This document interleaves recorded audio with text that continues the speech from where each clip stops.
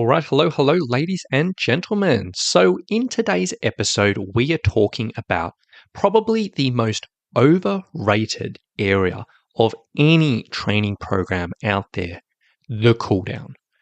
Now, if you've done any type of reading or researching or education around training or fitness, you will probably have come across people saying certain things like it's really, really important for you to cool down after training, or you need to cool down after training to help reduce the chance of injury, or cooling down after training will prevent muscle soreness or prevent aches and pains.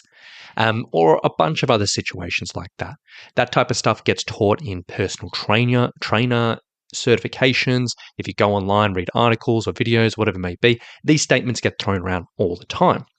And when we're talking about cool downs, typically what these involve is just doing some light, gentle exercise at the end of a workout. So doing your workout, then the last 5 or 10 minutes doing a gentle walk or a gentle cycle, or maybe some stretching or some breathing or whatever it may be. Just something light and gentle. And I'll say right now, to be really, really clear, if you enjoy doing this, there's nothing wrong with spending time cooling down.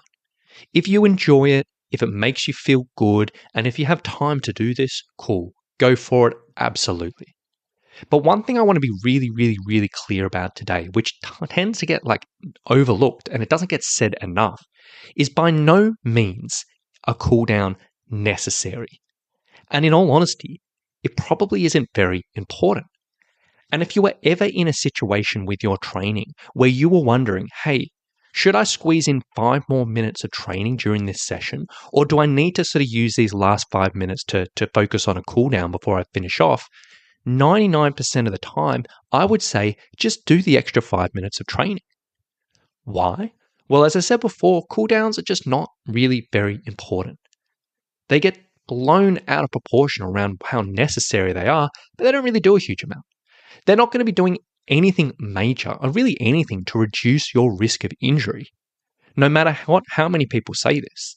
It's not dangerous if you finish the session and you just want to jump straight in the shower and then get on with your day. And in all honesty, they're probably not going to do a huge amount to reduce muscle soreness or make any difference to your recovery. And if you were worried about muscle soreness or recovery, I would argue that if you took that 5 or 10 minutes that you were thinking about with a cool down and did a little bit of active recovery later in your day in a few hours or at night or before bed or whatever it may be, that would have a dramatically larger effect for any type of soreness or recovery. So if you've always wondered about this, or if you've worried about this, or you do cool downs religiously, but you're just like, oh my gosh, I cannot be asked. This is permission now. You can skip it. The only time, the tiniest percentile of people who I would say this is absolutely essential for is if you have some type of, medical situation or condition where you may get dizzy after exercise or have blood pressure issues or something where you struggle to regulate going from high stimulus to kind of back to normal. And that causes issues for you. So if your doctor or your specialist has said something like this, saying, hey, for you, it is very important that you ease out of things and cool down, then as always, medical advice trumps mine. But that's the small percentage.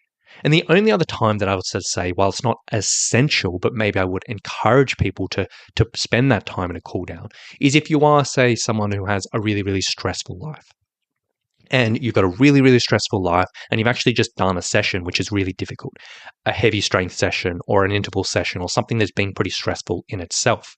And in that situation, it may be worthwhile sacrificing 5 to 10 minutes of your training time to actually just lie down and just let the body and mind settle. So you get a little bit of downtime to yourself somewhere in the day. And you can sort of finish up your training and enter other parts of your day in a bit of a better mindset. So if you're living that super high stress life as well as high stress training, yeah, that may be worthwhile. But outside of that, in all honesty, not particularly necessary. So if you are a mountaineer and maybe you've always wondered about this and you've been feeling guilty that you always skip the cool downs even though people always tell you to do it, don't worry, it's not a big deal. Or if you have been doing these and you've been doing 5 to 10 minutes every session, but it makes you feel restless or it feels like a waste of time or whatever it may be, totally fine, skip it. It's not a big deal. It's not going to make a difference. You are all good. So with that being said, I'm going to wrap things up there. I don't have too much more to say on this subject, but it is a little pet peeve of mine where I see people just harping on about you have to do this, you have to do this, have to do this, and it doesn't really make a difference. So with that being said, I hope this gives a bit of clarity for a few people, maybe gives a few people permission to get back a bit more training time, and hopefully it helps. Last thing I will sort of say, as I always say on these podcasts, if you were a mountaineer who was interested in getting a little bit of personalized help for your training and finding the best way to spend your minutes available for your training to see the best results for the mountains, I would love to chat with you. If you want to find out a little bit more about our online personal training for mountaineers, you can go to summitstrength.com.au/mountaineer.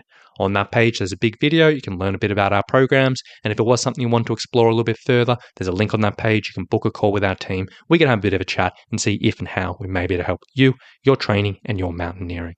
So if you want to learn a little bit more, go to summitstrength.com.au/mountaineer, and we can take it from there. So with that being said, thank you so much for listening. Hope you've enjoyed it, and we'll talk to you very, very soon. Bye.